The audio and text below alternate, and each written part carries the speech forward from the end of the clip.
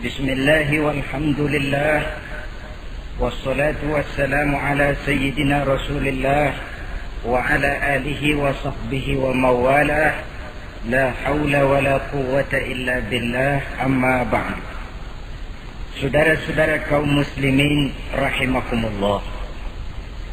Suatu hari ketika baginda Rasul masuk ke dalam masjid, didapatinya seorang sahabat tengah khusyuk bertafakur di dalam masjid. Sahabat itu bernama Abi Dzar Al-Ghifari. Dihampiri beliau oleh baginda Rasul, kemudian ditanya, "Hai Abi Dzar, begitu khusyuk dan tafakur engkau di dalam masjid, gerangan apa permohonanmu kepada Allah di tempat yang suci ini?" Abi Dzar menjawab, "Maafkan saya ya Rasul.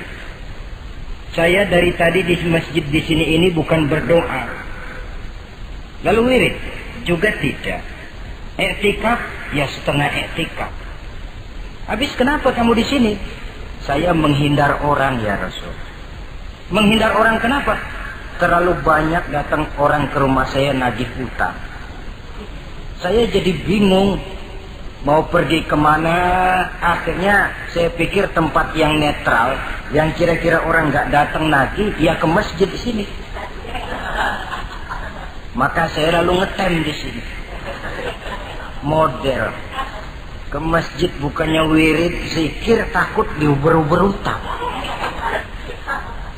Baginda Rasul senyum, lalu beliau berkata, "Hai Abi Dzar, maukah engkau aku ajarkan satu doa yang kalau kamu amalkan Allah akan bebaskan hatimu dari perasaan dililit hutang." Bukan dibebasin hutangnya, dibebasin dari perasaan dililit oleh hutang. Sebab kalau ada doa yang kalau dibaca hutang jadi lunas ya enak. Jadi ini jangan keliru saudara-saudara. Kalau diamalkan hati bebas dari perasaan dililit oleh hutang. Mau ya Rasul?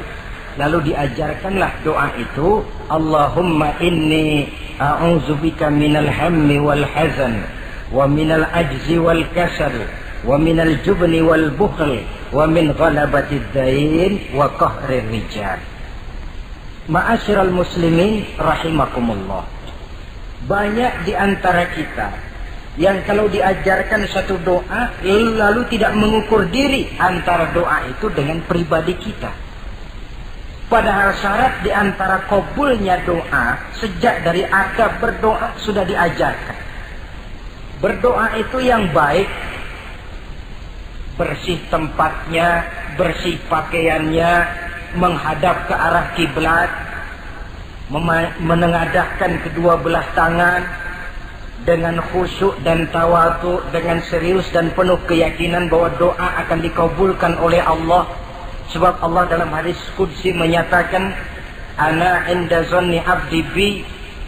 Aku sih, kata Allah, bagaimana sangka hambaku kepadaku saja. Kalau dia sangka baik, aku baik. Kalau dia sangka tidak baik, aku juga tidak baik. Bagaimana sangka hambaku? Jadi kalau kita berdoa sementara hati kita dalam batin ngomong, jangan-jangan doa gua nggak diterima nih. Enggak.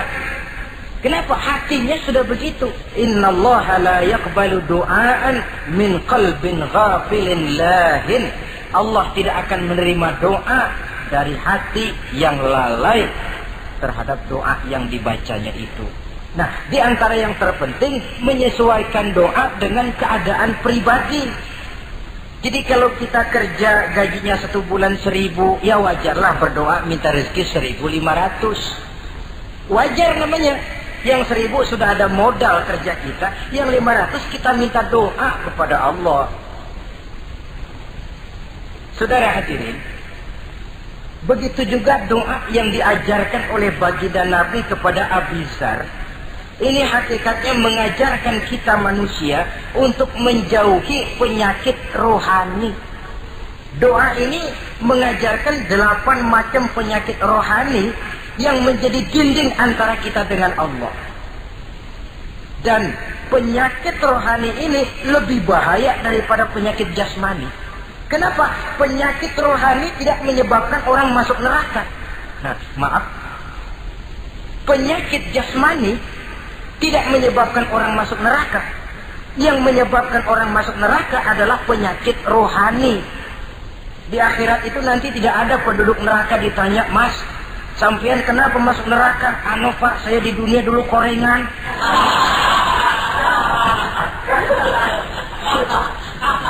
Itu korengan, liver, ginjal, darah tinggi, jantung, paru-paru basah, bengek, ampeg.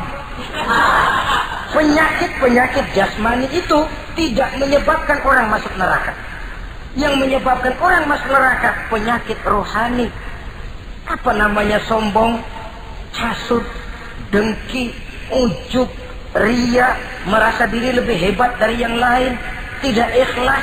Itu penyakit-penyakit rohani. Maka di dalam doa yang diajarkan kepada Abi Dzar dan hakikatnya diajarkan kepada kita semua, Nabi menjelaskan 8 penyakit rohani. Saya sampaikan ini pada pertemuan kali ini karena sekarang penyakit rohani jarang mendapat perhatian. Sedangkan penyakit jasmani, anak kita pilek dikit pun sudah berangkat kita ke dokter spesialis anak. Kita pusing sedikit pun sudah berangkat kita ke dokter. Tapi rohani kita menjerit, batin kita menangis. Kadang-kadang kita pura-pura tidak tahu. Apa penyakit rohani yang ada dalam doa ini? Pertama, a'udzubika minal ham. Aku berlindung kepadamu ya Allah daripada sifat ragu-ragu. Sifat ragu-ragu penyakit batin. Apa yang bisa dikerjakan oleh orang yang selalu ragu-ragu? Bahwa sebelum bekerja harus menimbang, itu perlu. Tapi kalau cuma tiap hari menimbang, kapan memutuskan? Orang sudah kemana-mana, kita masih main timbangan. Maka orang yang ragu-ragu hakikatnya orang yang sudah mengubur sebelah kakinya sebelum berangkat. Nah, iya, tapi kalau kita nanti jadi salah kan lebih baik nggak usah berbuat. Keliru. Salah karena berbuat lebih baik daripada tidak pernah salah karena tidak pernah berbuat. Sudah salah tapi berbuat masih lebih baik daripada tidak pernah salah karena tidak pernah berbuat. Saudara baca Quran salah lebih baik daripada nggak pernah salah karena nggak pernah baca Quran. Gua nggak pernah salah dong baca Quran. Bacanya kapan? Nggak pernah. Ya Pak. Oh nggak pernah baca, kapan mau salah? Saudara hadirin yang saya muliakan, dan orang sering bilang, kegagalan pada hakikatnya adalah keberhasilan yang tertunda. Jadi kalau kita gagal hari ini, besok kita harapkan tidak akan gagal. Gagal besok masih ada hari lusa. Bagaimanapun usaha, kemauan adalah processing. Apalagi usaha untuk memperoleh sesuatu yang bernilai tinggi, bermutu mulia, panjang jalannya, banyak akibatnya, besar godaannya. Processing untuk mencapai sesuatu yang mulia itu prosesnya tidak sekali jadi kayak orang makan cabai. Itu hari dikeletak, itu hari terasa pedesnya. Untuk mencapai sesuatu yang mulia, panjang jalannya, banyak akibatnya, besar godaannya. Tapi bangunan bagaimanapun tingginya harus dimulai dari pondasi pertama. Cita-cita bagaimanapun luhurnya harus dimulai dari langkah pertama yang walaupun kelihatannya sepele, tapi sudah merupakan pondasi ke arah yang lebih tinggi. Kadang-kadang kita ini kan inginnya yang serba cepat, seolah-olah sesuatu yang mulia itu bisa datang lewat proses simsalabim, abracadabra. Lalu yang kita mau terwujud di depan kita, alangkah mudahnya. Dan dari kegagalan-kegagalan akan lahir pengalaman. Dan pengalaman, kata orang kulon, experience is the best teacher. Pengalaman adalah guru yang paling bijaksana. Kalau adik kita jalan di tempat licin, jatuh, besok dia lewat situ lagi, gak usah dipesen juga dia pasti hati-hati. Kenapa? Pengalaman. Kemarin gue lihat sini jatuh, sekarang harus hati-hati. Tapi kalau belum pernah jatuh, kita omelin kadang-kadang ngotot. Khawatir banget, sebelum juga jatuh, ngomel melulu gitu ya. Tapi satu kali dia jatuh, dia sendiri akan hati-hati. Begitu kegagalan yang kita temukan dalam hidup merupakan nasihat bahwa seorang muslim tidak mungkin jatuh di tempat yang sama 2 kali berturut-turut. Kemarin lewat di situ jatuh lagi, sekarang lewat di situ lagi jatuh lagi, emang goblok dah. Bisa jatuh 2 kali di tempat yang sama kan namanya tidak mengambil pelajaran dari apa yang sudah dia temui. Jadi saudara hadirin, terutama adik-adik remaja, masa depan kalian itu merupakan harapan dari semuanya. Kami yang tua terlalu banyak berharap dari kalian. Sementara hari depan kalian lihat sendirilah, persaingan hidup makin tajam, tensi ekonomi makin tinggi, jumlah angkatan tenaga kerja yang masuk tidak jauh dari seimbang dengan lapangan kerja yang bisa disiapkan. Kalau kita dihambat oleh penyakit ragu-ragu, orang lain sudah berbuat dan kita masih menonton, boleh sangat jadi nantinya kita akan terpojok di sudut-sudut kehidupan untuk lebih banyak jadi penonton daripada jadi pemain. Lebih sering menjadi objek daripada menjadi subjek. Istilah Arabnya lebih sering menjadi maf'ul daripada menjadi fa'il. Namanya juga orang nonton, soknya kan kayak lebih pintar dari yang main. Wajar orang nonton bola ngomel melulu. Itu Maradona tolol, Maradona ditololin. Ajak sederajat goblok, ajak digoblokin. Kalau sudah dia disuruh main ke lapangan, gempor dia nggak bisa nih. Namanya penonton, dan wajar saja penonton juga kalau nggak surat nggak rame tuh lapangan. Saudara hadirin yang saya muliakan, maka keraguan-raguan akan jadi penyakit yang menghalangi orang pada saat dia harusnya sudah berbuat, dia malah berpangku tangan. Akhirnya dia akan jadi orang yang ketinggalan kereta. Sementara hidup tidak berjalan mundur ke belakang dan tidak juga berhenti. Tidak ada kata berhenti atau kata mundur dalam hidup. Berhenti kita diinjak orang, mundur kita hancur. Hidup ini seperti cerita tentaranya Tariq bin Ziyad ketika menyeberang ke daratan Spanyol di Selat Jabal Tariq. Sejarah menyebutnya Gibraltar ya. Itu bahasa Spanyol, lidah Spanyol dengan lidah Arab. Kita Jabal Tariq, dia Gibraltar. Kita Ibn Rusdi, dia Ibn Averroes. Saudara-saudara, ketika pasukan sudah menyeberang ke daratan, seluruh kapal-kapal ini dibakar oleh Tariq bin Ziyad. Beliau sadar menghadapi tentara yang jumlahnya lebih banyak dari tentaranya sendiri. Maka seluruh kapal dibakar, lalu beliau pidato di depan tentaranya. Ayuhan nas, ainal mafar, al-bahru min waraikum, wal adu amamakum. Saudara-saudara, sekarang mau lari kemana? Kita tidak punya pilihan lain. Di belakang laut, di depan musuh. Mau pulang, kapal sudah saya bakar semua. Ini termasuk menghilangkan keraguan bala tentaranya. Mundur, kecebur, mati. Maju menghadapi musuh yang jumlahnya jauh lebih banyak, resikonya juga mati. Namun mati maju, mati syahid. Mati mundur, kecebur, mati konyol. Pilih. Ya tentu tidak ada pilihan lain. Menghilangkan keraguan di kalangan tentaranya. Juga menghadapi kehidupan ini. Menimbang adalah perlu, tapi berbuat lebih perlu lagi.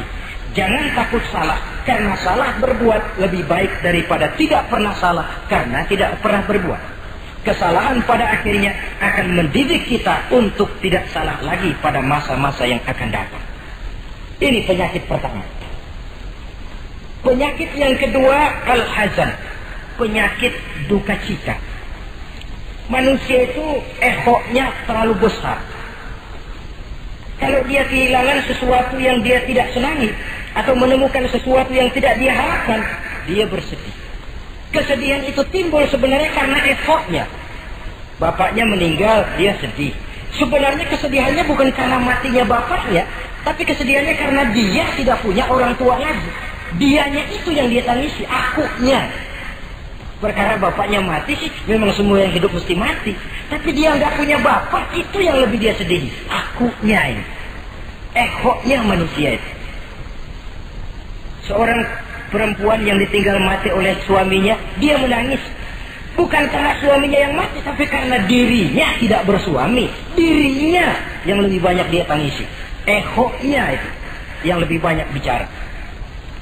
Oleh karena itu agama mengajarkan, kata Nabi, ahbib habibaka haunan ma asa ayyakuna baghidaka yawman ma wa abghid baghidaka haunan ma asa ayyakuna habibaka yawman ma. Cintailah apa yang kamu cintai sekedarnya saja. Sebab sangat boleh jadi yang sekarang kamu paling cinta, besok jadi yang paling kamu benci. Tapi bencilah apa yang kamu benci sekedarnya saja. Sebab boleh jadi yang hari ini paling kamu benci, besok akan kamu paling cintai. Saudara-saudara kaum muslimin, maka cintailah harta, cintailah kedudukan, cintailah harta benda, cintailah anak dan istri sekedarnya saja. Sehingga tidak berurat dan berakar. Sebab kalau dia sampai berurat dan berakar di hati ini, nanti ketika datang saat berpisah, kita seakan tidak mau menghadapi kenyataan. Kita seakan ingin lari dari kenyataan. Tetapi kalau bersifat ala kadarnya, seluruhnya sudah diperhitungkan. Oleh karena itu, untuk mengatasi sifat duka cita ini, kuncinya adalah iman. Siapa sih orang yang tidak pernah sedih dalam hidup ini? Tapi siapa orang yang tidak pernah senang dalam hidup ini? Tidak ada orang yang senang terus dan tidak ada orang yang sedih terus. Dia berganti. Bahkan itulah yang bikin hidup ini nikmat. Coba kalau hidup ini isinya ketawa saja, monoton. Sebaliknya kalau hidup isinya cuma nangis saja, bagaimana rasanya? Tapi ada senyum, ada tangis, ada duka, ada suka. Itulah bumbu daripada kehidupan. Cuma tentu saja saudara-saudara, duka cita yang pada gilirannya akan membawa kebahagiaan, itu yang harus berani kita hadapi. Tapi duka cita yang tidak beralasan, itu yang jadi penyakit. Kayak sedih, takut miskin, itu kan tidak beralasan. Kita punya jabatan, takut merosot, takut pensiun, dengar mau ada mutasi, gerusak-gerusuk. Kan itu yang tidak beralasan.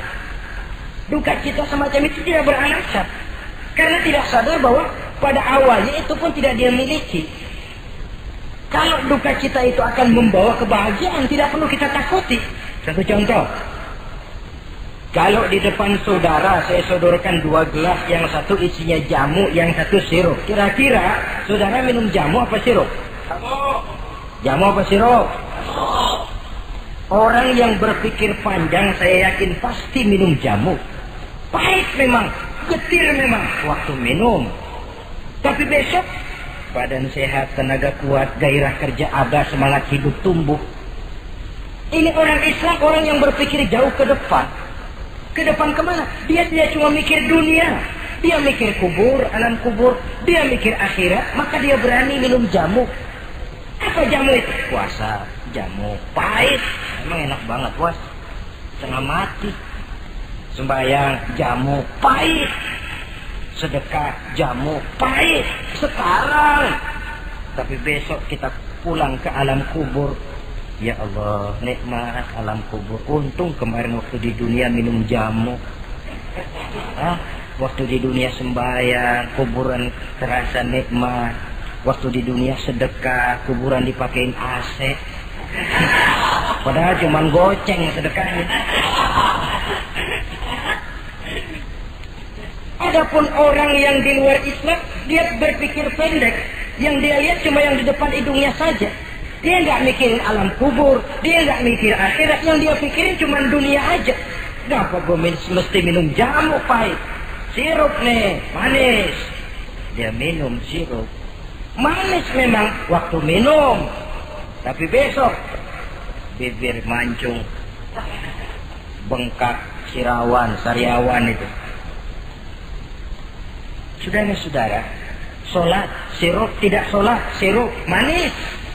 Orang-orang puasa, dia tidak puasa, sirup, manis. Bakhil, pelit, sirup, manis. Apain sedekah? Ya tumpuk aja tuh harta dah, jangan disedekahin. Sirup, manis memang. Besok dia pulang ke alam kubur, baru terasa bibirnya pada bengkak. Baru timbul, gua nyesel banget minum sirup kemarin. Jadi saya katakan kuncinya adalah iman. Berangkat dari surah Ali Imran ayat 139. Allah berpesan, وَلَا تَهِنُوا وَلَا تَحْزَنُوا وَأَنْتُمُ الْأَعْلَوْنَ إِنْ كُنْتُمْ مُؤْمِنِينَ. Kamu tidak perlu gundah gulana. Kamu tidak perlu duka cita dan sedih hati. Kamu sesungguhnya adalah tinggi jikalau kamu benar-benar beriman. Jadi dengan iman, duka cita yang tidak beralasan tidak perlu ada.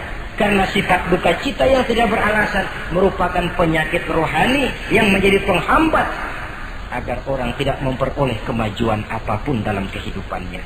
2. Penyakit rohani yang ketiga, saudara-saudara, al-ajzu, penyakit lemah. Nabi menyatakan, al-mu'minul qawiyyu ahabbu ilallahi minal mu'minid dha'if. Orang mukmin yang kuat lebih dicintai Allah daripada orang mukmin yang lemah. Sifat lemah tidak disukai oleh agama dan merupakan penyakit batin. Bukan lemah lembut, lemah. Lemah apa? Ya segala lemah. Lemah ekonomi. Agama mengajarkan kadal fakru ayyakuna kufran. Kemiskinan bisa membawa orang kepada kekufuran. Apalagi lemah pendidikan, dalam arti terbelakang, ketinggalan oleh orang-orang lain. Dan yang paling celaka, lemah iman. Saudara-saudara hadirin yang saya muliakan, imannya lemah. Tidak punya ghirah, tidak punya rasa cemburu terhadap agamanya. Kalau anak gadisnya diusik orang, marahnya 7 lapis langit. Kalau keluarganya diusik orang, bukan main. Ngundang orang lain, menyerbu. Itu orang yang coba-coba ngusik. Tapi agamanya dihina orang. Agamanya diinjak-injak orang. Sedikit pun dia tidak punya rasa cemburu. Sedikit pun tidak ada rasa sedih. Agama saya ini mau dibawa kemana? Islam ini mau dikubur kemana? Lemah iman semacam itu yang kita rasakan sekarang. Sekarang ini orang marah kalau hartanya diusik. Orang marah kalau anak istrinya diusik. Orang marah kalau temannya diganggu. Tapi giliran agamanya diganggu, agamanya diusik, agamanya dihina. Tenang-tenang saja, Pak. Tidak ada itu gairah. Tidak ada itu rasa cemburu terhadap agama. Kaum muslimin yang saya muliakan, lemah iman semacam ini yang sangat membahayakan untuk kelangsungan kehidupan beragama. Di zaman Khalifah Umar bin Abdul Aziz, dalam satu pertempuran melawan orang-orang kafir, tentaranya mengalami kekalahan. Karena kalah, banyak yang ditahan jadi tawanan orang kafir, termasuk 3 orang ofisir setingkat komandan dan beberapa puluh prajurit ditahan di negara kafir ini. Terhadap tahanan-tahanan Islam ini, Raja kafir musyawarah sama para menterinya, terutama Perdana Menteri. Tuan Perdana Menteri, kata Raja kafir, bagaimana? Ini tahanan-tahanan Islam yang enak kita apain? Ya terserah Tuan Raja. Kita bunuh saja supaya habis urusan. Ya terserah Tuan Raja. Tapi saya pikir-pikir, soal bunuh sih gampang. Cuma apa tidak lebih baik kalau mereka kita bujuk saja supaya ikut ke dalam agama kita, meninggalkan Islam agamanya, meninggalkan Khalifah Umar bin Abdul Aziz sebagai pemimpinnya. Itu namanya kita sudah berprinsip senjata makan tuan. Nanti kita pasang mereka untuk menghantam orang Islam sendiri. Pikir aja, betul juga Perdana Menteri. Iya, bujuk saja mereka. Caranya bagaimana? Adili saja di pengadilan secara terbuka supaya jatuh mentalnya, dia mau keluar dari Islam, ikut ke dalam agama kita. Baik, diadili secara terbuka. Yang adilin langsung Raja kafir, dihadiri oleh banyak tentara-tentara kafir. Yang mula-mula diadilin 3 orang komandan ini. Ofisir pertama maju ke depan. Maju komandan pertama. Ofisir, saya Tuan Raja. Kamu tahu siapa kamu sekarang? Saya tahu, saya tahanan. Iya, soal tahanan bisa diatur kan? Bisa diatur bagaimana Tuan Raja? Kamu mau nggak ikut saya? Meninggalkan Islam sebagai agamamu, meninggalkan Khalifah Umar bin Abdul Aziz sebagai pemimpinmu. Kalau kamu mau opsir, pindah agama saya, nanti kamu akan saya berikan kedudukan yang tinggi, gaji yang cukup, rumah cukup, istri cukup, kendaraan cukup. Pindah saja opsir. Tuan Raja, bagaimana? Apa Tuan kira selama ini saya berjuang karena mencari kedudukan, mencari harta, mencari tanda jasa? Tidak, Tuan Raja. Saya berjuang di bawah bendera Khalifah Umar bin Abdul Aziz li'i'la'i kalimatillah, untuk menegakkan kalimat Allah. Saya tidak akan tergiur dengan tawaran Tuan Raja. Kamu gila ya? Biarin.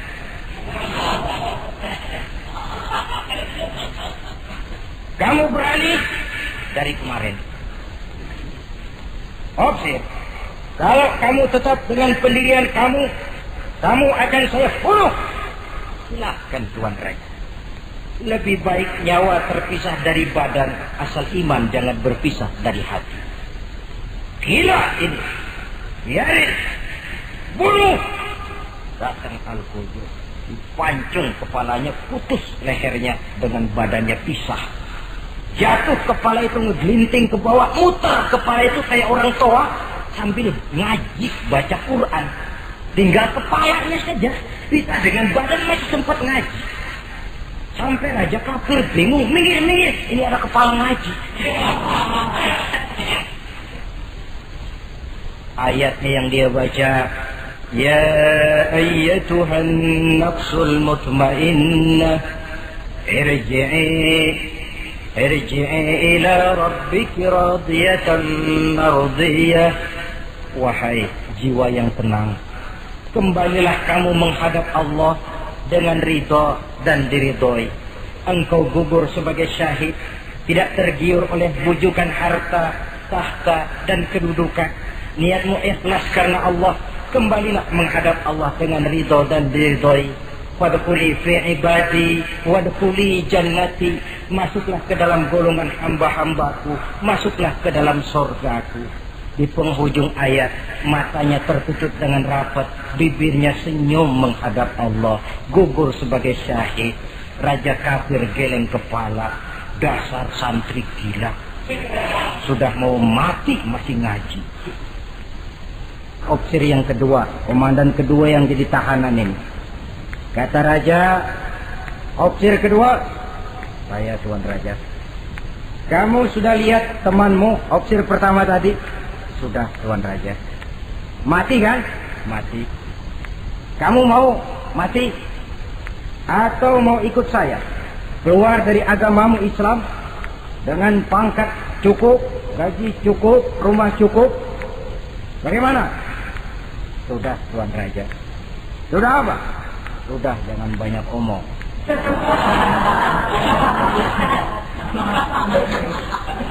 Maksud kamu bagaimana? Saya sudah tidak sabar pengen nyusul teman saya yang barusan, Tuan Raja. Saya tidak sanggup bayangkan bagaimana dia disambut oleh para bidadari di surga, disambut oleh para malaikat dengan ramah tamah, menikmati kehidupan di alam yang penuh dengan keriduan. Oh Tuan Raja, sudah jangan banyak omong. Kalau mau potong, potong saya. Kata Raja, ini gilaan lagi dari yang tadi. Yang tadi masih bisa diajak berunding, ini sudah minta dipotong. Ayo Al-Gojo, potong. Dipotong lagi oleh Al-Gojo, putus lagi, berpisah kepala dengan badannya, jatuh ke bawah, masih muter kepalanya kayak orang tua, ngaji lagi. Ayatnya yang dia baca, wujuhu yawma izin nadhirah, wujuhu yawma izin nadhirah, ila rabbiha nazirah. Wajah mereka pada hari itu berseri-seri, kepada Tuhannya mereka memandang, matanya terpejam dengan rapat, bibirnya senyum menghadap Allah. Syahid lagi yang ketiga ini. Nah, kata Raja, Sekarang komandan opsir yang ketiga, panggil. Opsir ketiga, saya Tuan Raja. Sudah dengar nasib dua orang temanmu? Sudah Tuan Raja. Mati? Mati. Kamu bagaimana? Saya mau hidup Tuan Raja. Jadi kamu mau ikut saya? Mau Tuan Raja, saya mau. Mau meninggalkan Islam sebagai agamamu? Mau Tuan Raja. Mengkhianati khalifahmu Umar bin Abdul Aziz? Iya Tuan Raja. Daripada hidup saya kan, daripada mati mendingan hidup Tuan Raja. Daripada nggak punya apa-apa kan mendingan punya apa-apa. Baik, baik. Nanti saya musyawarah sama Perdana Menteri, kamu saya angkat jadi pejabat tinggi. Baik Tuan Raja. Akhirnya Raja musyawarah. Perdana Menteri, saya Tuan Raja. Ini opsir ketiga baik ini, mau ikut kita keluar dari Islam. Kita angkat jadi apa dia? Itu sih urusan Tuan soal angkat mengangkat. Cuman saya pikir-pikir kok aneh Tuan Raja. Aneh bagaimana? Ini opsir ketiga ini kok mau ya meninggalkan agamanya. Mau mengkhianati saudaranya sendiri. Saudaranya sebangsa, setanah air, seiman, sekeyakinan. Hanya karena ditawari oleh kedudukan mau dia khianati. Orang itu kalau sudah mau mengkhianati bangsanya sendiri Tuan Raja, apalagi bangsa lain. Sekarang ini dia sopan sama kita karena kepengen selamat. Nanti kalau ada kesempatan bukan kita yang ditikam dari belakang, senjata makan Tuan.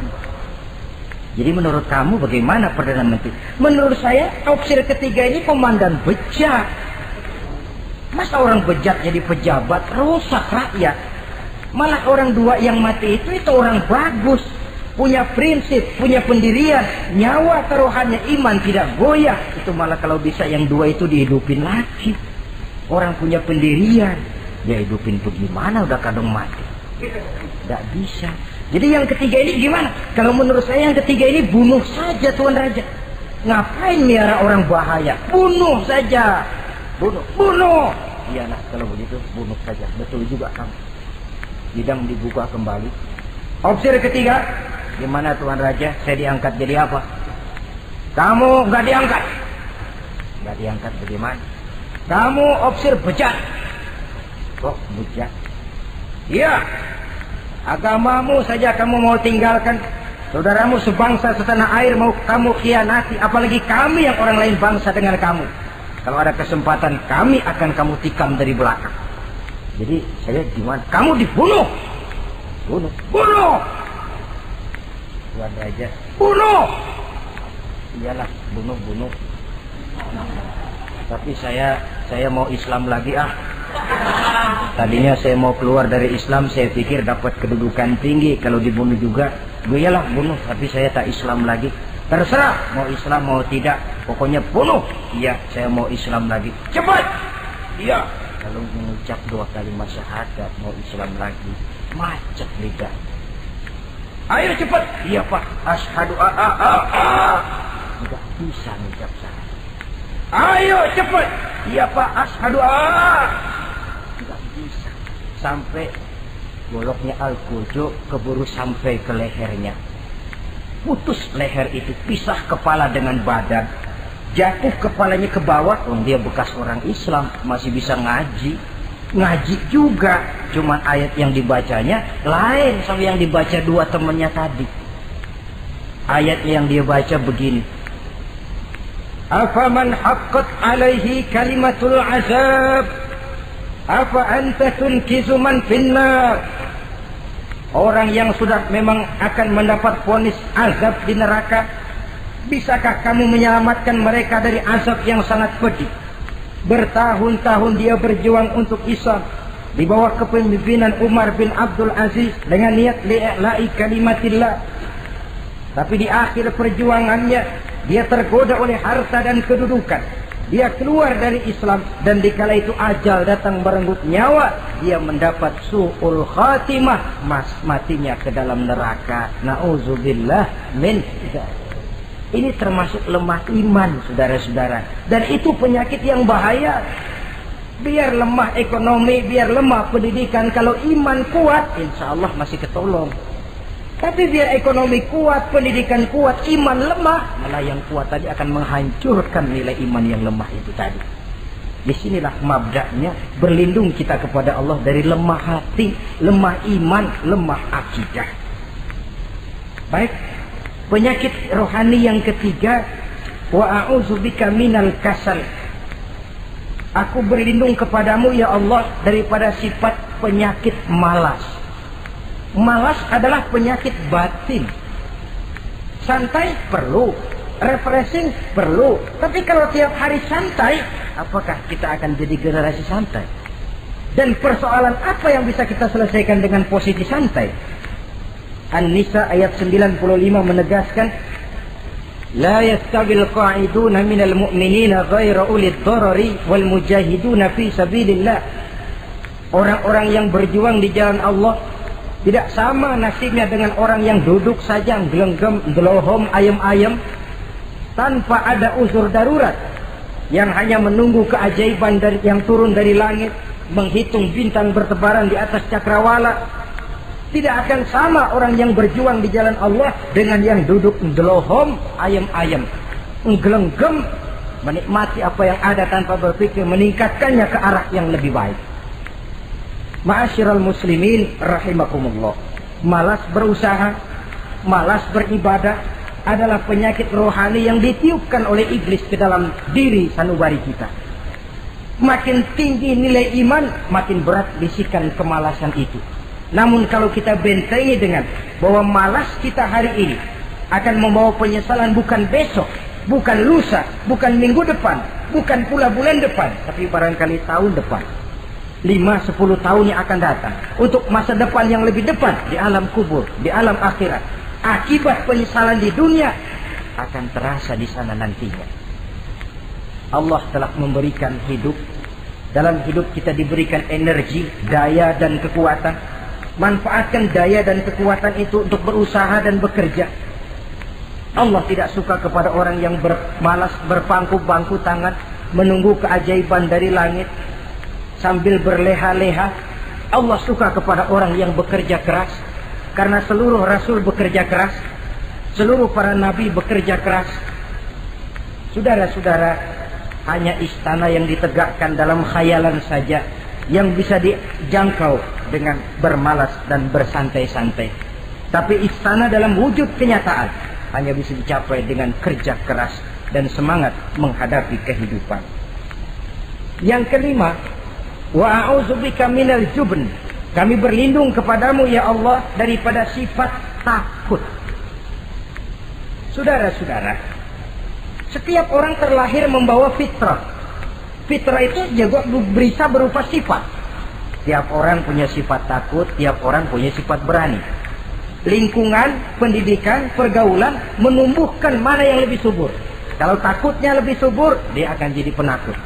Kalau beraninya lebih subur, dia akan jadi pemberani. Masalahnya sekarang kapan kita harus berani, kapan kita mesti takut. Kan itu saja. Bahwa semua orang punya sifat berani, sebagaimana semua orang punya sifat takut, itu real.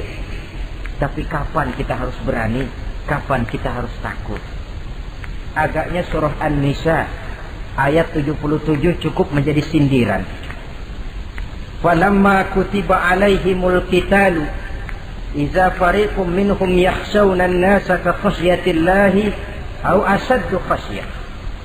Manakala diwajibkan kepada mereka berjuang, maka sebagian daripada mereka takut kepada manusia seperti mereka takut kepada Allah, bahkan lebih takut kepada manusia daripada takut kepada Allah. Ini kan takut yang tidak beralasan. Tengoklah zaman sekarang, mereka yang menebarkan maksiat punya keberanian. Mereka yang bergelimang di lumpur dosa punya keberanian. Mereka yang melakukan penyelewengan dan menyesatkan manusia punya keberanian. Kenapa kita yang punya niat menegakkan kebenaran, membela yang hak, menjalankan sesuatu yang kita yakini sebagai benar, kadang-kadang dihantui oleh perasaan takut? Takut semacam ini yang jadi penyakit rohani. Mereka berani terang-terangan membuka judi. Mereka berani terang-terangan di tengah jalan umum membuka botol minum minuman keras dan mabuk sempoyongan. Mereka berani terang-terangan di tempat ramai merampok dan menodok. Mereka berani korupsi, memakan uang yang bukan haknya. Mereka berani untuk sesuatu yang sesat dan menyesatkan. Kenapa kita tiba-tiba di hadapan sesuatu yang kita yakini benarnya kita jadi lemah, kita jadi takut, lebih takut kepada manusia daripada kepada Allah? Padahal terkena kita penjara manusia paling banter seumur hidup kita. Tapi penjara Allah, nerakanya Allah, azabnya Allah, bukankah sesuatu yang mestinya harus paling kita takuti? Oleh sebab itu terutama generasi muda, bangkitlah. Tegakkan yang ma'ruf, hancurkan yang munkar sesuai dengan kemampuanmu. Dengan cara yang bijaksana tentunya. Tidak dengan cara yang frontal. Tapi yang saya maksud, kalau mereka yang berdiri di kubu kemunkaran punya keberanian. Kenapa? Kenapa kita yang berdiri di atas yang hak dan benar kadang ragu kalau kita tidak takut sama sekali? Saudara-saudara kaum muslimin rahimakumullah. Oleh karenanya kita takut, memang takut kalau harus melanggar perintah Allah. Kita harus berani pada saat kita merasa melaksanakan apa yang diperintahkan Allah. Berani terhadap melaksanakan perintahnya, takut kalau sampai melaksanakan larangannya. Jadi ada waktunya kita berani, ada waktunya kita takut. Dengan demikian, sifat penakut ini menjadi handicap, menjadi penghalang yang menghalangi kita daripada kemajuan dan kemajuan. Iya, Islam sih Islam, Pak. Tapi kalau nanti saya dipecat, anak saya makan apa, Pak? Islam sih Islam, Pak. Tapi ini resikonya, Pak. Bukankah Nabi sendiri pernah memang memperingatkan, sayati ala ummati zamanun al-qabidu ala dinihi kal-qabid ala al-jamrah. Akan datang satu masa di tengah umatku di mana pada masa itu orang yang konsekuen dan teguh memegang agama seperti memegang bara di tangan. Dipegang tangan terbakar, dibuang bara terlepas. Konsekuen megang Islam, risikonya berat. Melepaskan dan masa bodoh terhadap Islam bertentangan dengan batin. Dikala itu beruntunglah orang-orang yang teguh dan kuat memegang agamanya. Ma'asyiral muslimin rahimakumullah. Hanya sifat berani yang menyebabkan Islam berhasil menembus dinding Jazirah Arabia, memasuki Bizantium dan Persia, mendarat di Spanyol, memasuki Selat Jabal Tariq, pada gilirannya mewarnai hampir 2/3 belahan bumi, menjadi mercusuar di lapangan ilmu dan peradaban. Berani karena benar. Jadi yang saya anjurkan itu bukan berani babi. Tahu berani babi? Mau nyeruduk aja. Berani yang tanpa perhitungan itu berani babi namanya, nyeruduk aja. Ya kalau kelempengan yang diseruduk tahu empuk. Tapi kalau yang diseruduk mesin giling kan bongkar kepala. Jadi bukan berani yang tanpa perhitungan, berani yang dengan taktik dan strategi. Sebab keberanian tanpa perhitungan akan menyebabkan kita menjadi orang yang ngawur. Dalam istilah sosial dinamakan trial and error. Spekulasi namanya. Dan itu harus pulang kepada diri kita.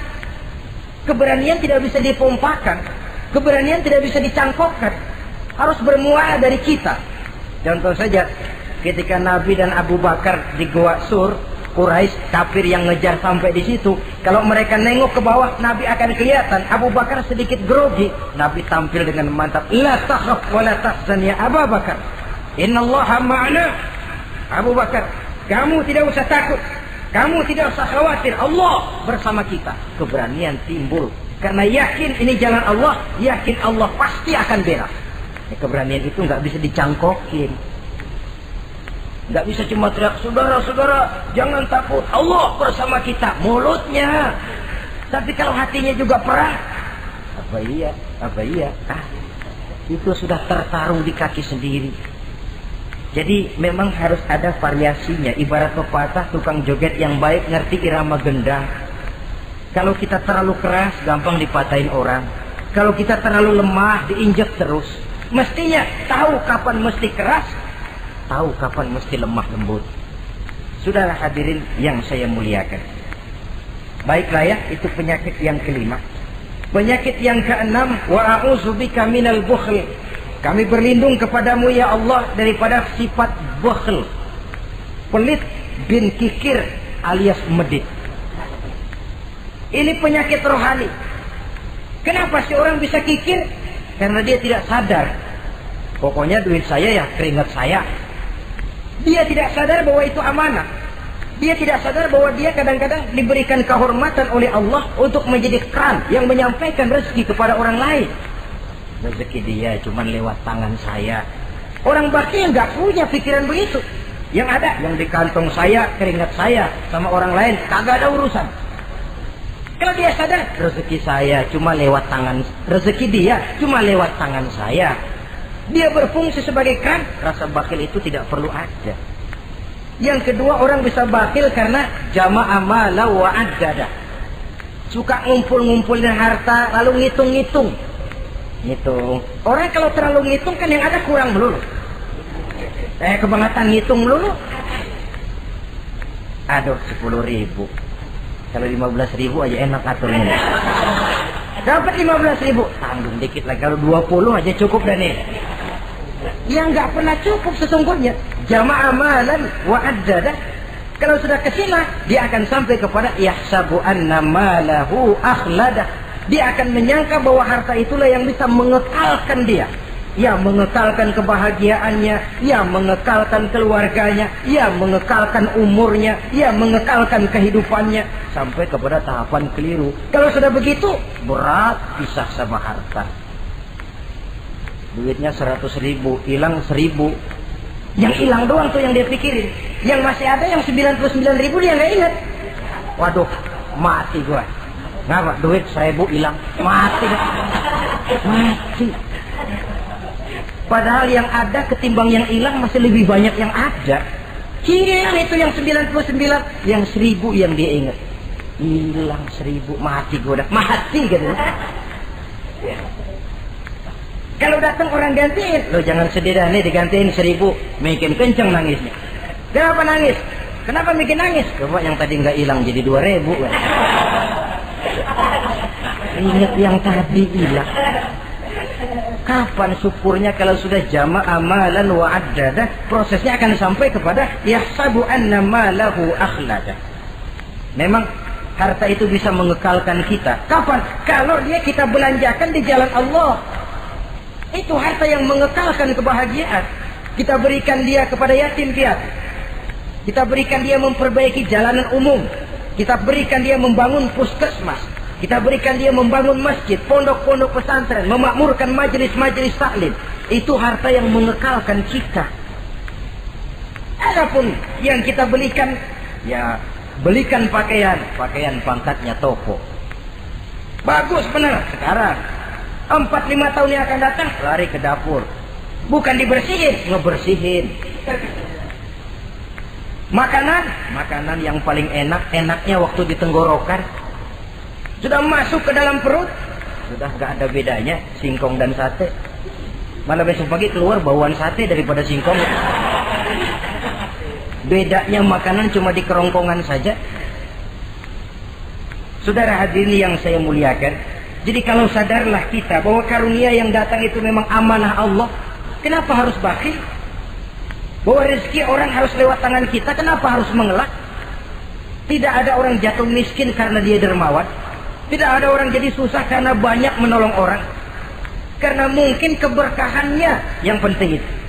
Dia menolong orang tidak bisa membalas, tapi Allah membukakan jalan lewat jalan lain yang tidak dia perkirakan sebelumnya. Ma'asyiral muslimin, apalagi kalau orang itu adalah orang yang dekat dengan kita. Maksud saya ibu bapak kita. Oh, itu balasannya paling kontan. Berbuat baik kepada ibu, berbuat baik kepada bapak. Ada rezeki sedikit, belikan makanan yang disenangi orang tua kita. Pak, ibu, alhamdulillah ada rezeki, ini makanan kesukaan bapak, ibu. Menurut kita sederhana, sepele, Allah akan balas, dan itu paling kontan lewat jalan yang tidak kita sangka-sangka. Ibu bapak, yatim piatu terutama juga. Saudara kaum muslimin rahimakumullah. Oleh karenanya, sekali lagi tidak ada orang jadi kaya karena dia kikir, pelit. Kenapa sih tuh orang jadi miliuner? Oh, dia dari muda pelit banget. Tidak ada. Dan tidak ada orang jatuh bangkrut karena rajin sedekah. Kata Nabi, Inna shadaqatal mar'il muslim tazidu fil umri wa tadfa'u mitatas su'i. Sesungguhnya sedekahnya seorang muslim bisa menambah panjang umur dan menyelamatkan orang dari mati secara su'ul khatimah. Panjang umur bisa artinya jumlahnya tambah, bisa berarti walaupun orangnya sudah mati, namanya tetap hidup dikenang orang kebaikannya. Itu pun panjang umur namanya. Namanya tidak hancur walaupun jasadnya hancur masuk ke dalam tanah dimakan oleh cacing tanah. Namanya akan hidup terus, bahkan ditulis dengan tinta emas dalam sejarah. Bakhil, pelit adalah penyakit batin. Dokternya agama dan kemauan diri merubahnya dengan sadar bahwa karunia adalah amanah. Ini penyakit bakhil nggak bisa ke rumah sakit, ke rumah dokter medis. Dokter, saya punya penyakit pelit, bagaimana ngobatinya? Suntik.